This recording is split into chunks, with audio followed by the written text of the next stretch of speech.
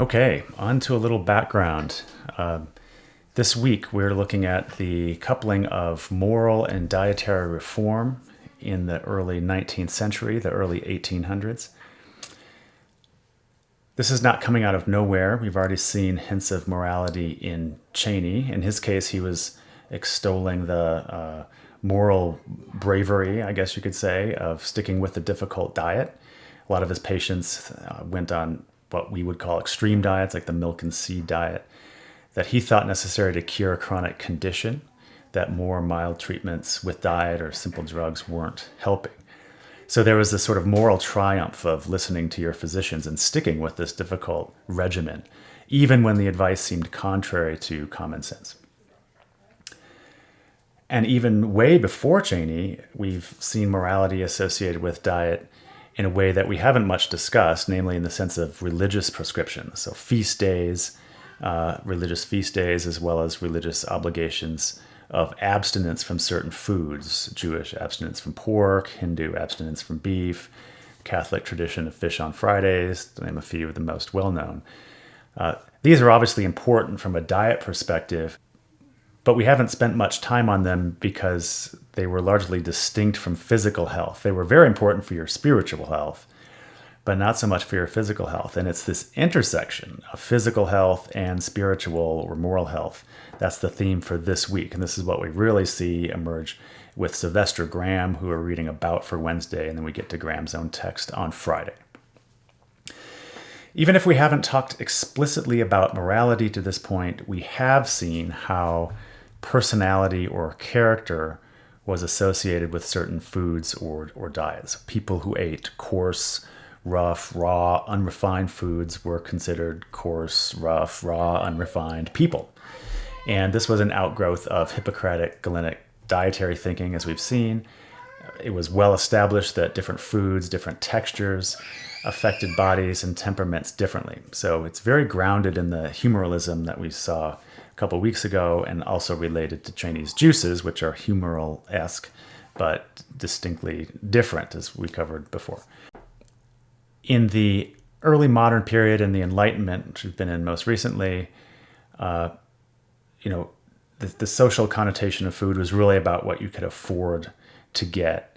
And it really displayed your wealth more than anything else. But we start to see that sort of social standing, not just about wealth, but just about sort of cultural standing, like how sophisticated a person are you, emerging in the early 1800s as well. Many of you mentioned in your posts the phrase, "you are what you eat." We start seeing that more in Cheney. It seems that phrase actually comes from a French judge and lawyer and politician named Brillat-Savarin, who wrote this book here, 1826, The Physiology of Taste. And in it is the French equivalent of "you are what you eat." But what he really said is, "Tell me what you eat, and I will tell you what you are." And he was really saying that he can tell you about what kind of person you are, what kind of class you're from, how sophisticated you are, how accultured, how civilized you are by what you eat. It wasn't really the physicality of the food making our body that we came to associate with that phrase. Of course, it took on a very different connotation in English, especially starting in 1942. This book you see here, one of the diet books we'll talk about later in the class, "You Are What You Eat" is the title, Victor Lindlar, How to Win and Keep Health with Diet. This was a significant diet book. It didn't have an immediate impact when it was published in the 40s, in part because it was during World War II. But obviously that phrase sticks with us. Here's an ad in Life magazine also from 1942. "Your diet is keeping you half sick," it says. Common themes, common rheumatism, excess weight, sinus trouble, poor eyesight, frequent colds, indigestion, all these sort of common things that you could be fixing with diet. So it takes on a very different phrase in English. To better understand where Graham writing in the 1830s, Sylvester Graham, is coming from, we need to keep in mind a few historical developments. Imperialism and colonization on one hand, and industrialization and urbanization on the other. So let's do imperialism and colonization first. So the European age of enlightenment of the 17th and 18th centuries really wanted to understand the whole history of the world and that the nature of humankind. And it was very much through a lens of Western civilization, so a very narrow, sort of biased way of thinking about the world, that everything got related to Western Europe. With the rise of imperialism, colonization in the 18th, 19th centuries, especially as maritime powers, Britain, Netherlands, Portugal, Spain, France, England, as they're extending their political and economic control around the world, Europeans came into increasing contact with other people, other civilizations. And this prompted a new interest in a comparative study of culture. So Europeans suddenly had a flood of new information about how foreign peoples encountered in their colonial frontier fit into their scheme of what kinds of people were there in the world, what were the course of civilizations, how did dynasties rise and fall, how did different cultures get created, why do different people do things in different ways. The colonizing nations of Europe also wanted scientific explanations and justifications for their global dominance, including ranking people and different cultures and civilizations on the basis of what they ate, of their diet. And this idea of natural law, this is how the world is supposed to be, is very powerful. It's one justification for slavery. It seems foreign to us to think it's okay to enslave other humans. It just seems like ludicrous. But when you are acculturated to think that this was God's plan, that these people were created to serve you, you have a very different outlook if you think that's the way, according to God, that the world should be.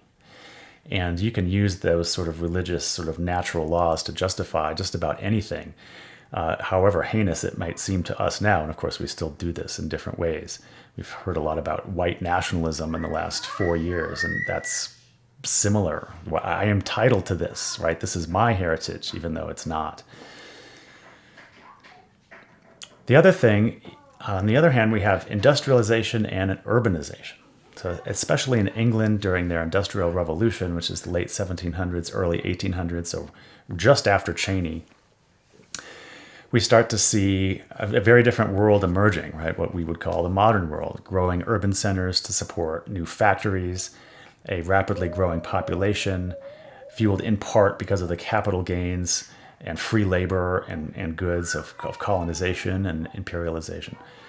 So this is putting new stresses on the food system, on food production. Farms are getting further from population centers, so it's making food safety a new concern. More people are living in cities and not producing their own food, so they're buying more stuff. How did they know what the quality was like? What were the regulations? I mean, there weren't any initially, of course. How do you know you're not getting sawdust in your flour or your bread? Because it would be cheaper to make. So you have a very different kind of capitalist competitive marketplace for selling foodstuffs, moving away from most people being self-sufficient. So we have in the early 1800s very new concerns about food safety, quality, and concern about diets. What should people be eating, right? So consumers' concern about food quality were largely absent, I think, before you could say 1800. There just wasn't a lot of concern because most people were making their own food or buying it from a small number of people that they trusted. But now that you have more and more people moving into the cities, and this is happening over a long period of time, very slowly, but then it really, really starts to happen quickly in the later 1700s, early 1800s. And so these concerns about food quality in the early 1800s become paramount, right? What are we buying? How do you know what you're getting? Is it good?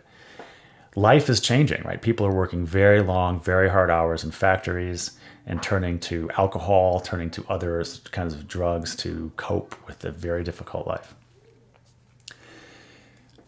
Arguments about what to eat, about how to be healthy, were very highly influenced by concepts of natural law, which is going back to what the Enlightenment thinkers are trying to understand. What are the natural laws that govern human beings and civilizations over long periods of time, thousands of years? So there's this idea that there's sort of natural or really God-given forces that govern the universe, and that we're supposed to live in accordance with those. And if we don't, we're going to have inferior lives or be doomed to eternal damnation or whatever the penalty, depends on who you ask. But we're certainly better off following natural law. And this grew out of this Enlightenment effort and sort of early, what we could say, proto-anthropological investigations into different kinds of people and different kinds of diets. So when we study these different people that we're discovering around the world and how they live and what they eat, we can know more about what we as humans are supposed to eat. What is our natural diet? So now in the early 1800s, there's a couple of different ways to understand what natural diet is. One is the old sort of Galenic, Hippocratic view of humors and balance. That certainly hasn't gone away. It's getting kind of slowly replaced by attention to physiology and mechanisms of the body. But they coexist. It's not like one just kind of instantly replaces the other one. We can look at the variety of humans, sort of all of these different sort of cultures and civilizations that we're finding, the Western Europeans are finding, trying to understand comparatively how they relate to each other, how they rank, who's more sophisticated, who's more cultured than whom.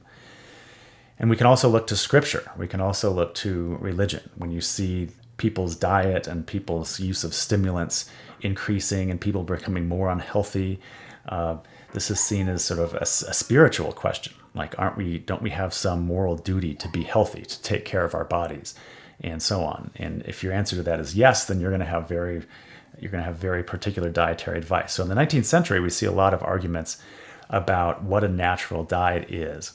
And there's a few texts that we can look at to get an indication of how people describe this. The upshot is that there's lots of ways of describing natural diets.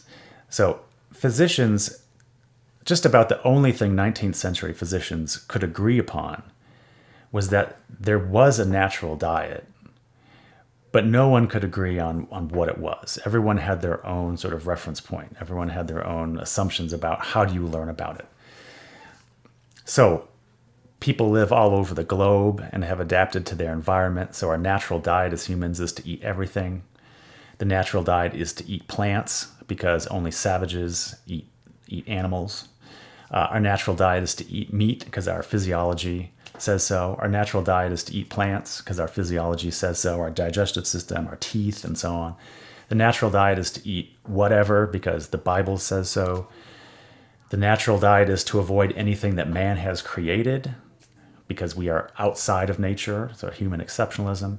Or our natural diet is to eat anything we create because we are part of nature. We are part of God's plan. We are supposed to figure it out. If we have figured it out, it is natural. You can argue it however you want, and people did. But the idea that there was a natural diet, there was a natural law about diet that we should follow was very much sort of common sense to physicians at the time. But the question of what was it was much harder to figure out. So because of these ongoing questions, physicians in the early 1800s coupled morality and diet to an extent that we haven't seen in the course so far. We've seen morality here and there in different ways, but it has a very different coupling. So it's people use natural law to justify whatever they saw as the best diet, whether that's vegetarianism, whether that's abstinence from any kind of stimulants, as Graham advocated, whether in terms of bodily, spiritual, moral health. Natural law tells us what we should be eating. You'd expect as much from the early 1800s, but you know what? We still do this now. Like anytime anyone tells you anything about dietary advice, there is always, even if they never sort of couch it in these terms, there's always kind of this moral component to it, in part because that is the tradition from which dietary advice, starting in the 1800s, grows. You can't talk about diet, even if it's totally in terms of nutrition and modern science research and so on. There's always an element of morality of what you should be doing with your body. And again, it grows out of very different assumptions. So different diet books have different starting points as to what that where that moral starting point is. So we're looking at Sylvester Graham this week, who's very interesting because he's giving moral advice about what you should eat for moral reasons, for religious reasons. He's also giving dietary advice for health reasons, and they're completely intertwined, right? They're two sides of the same coin. Maybe morality and the spiritual aspect was a little bit more important for him, but they're mutually constitutive, which means that the moral and dietary motivations that Graham had for telling people how to eat and how to live, they grow out of each other. You can't really talk about one without talking about the other because they completely inform each other. They're a pair, right? And it's that very, very intimate coupling that's a real change in what we're seeing with dietary advice in the 1800s. And again, my premise is that we're going to see this in different ways throughout the course from now on. It might be tempting to think with the growing knowledge of nutrition in the 1700s and 1800s, and we'll get to that a lot more next week, that sort of the moral component drops out because people have more, scientific, we talked about that in the previous video, more scientific, more evidence-based, more detailed knowledge of diet and health, more accurate knowledge. Not true. The morality still is there, right? And especially in the 1800s, as we'll get to. So just like we read Cheney last Friday, we're reading Graham this Friday to get a sense of his language and how he creates authority for himself. Very different from Cheney, as you'll see. And I'll be asking you to reflect on those differences for your weekly reflection on Friday. So that's what's in store for this week. I hope you're having a nice weekend, and I'll talk to you soon.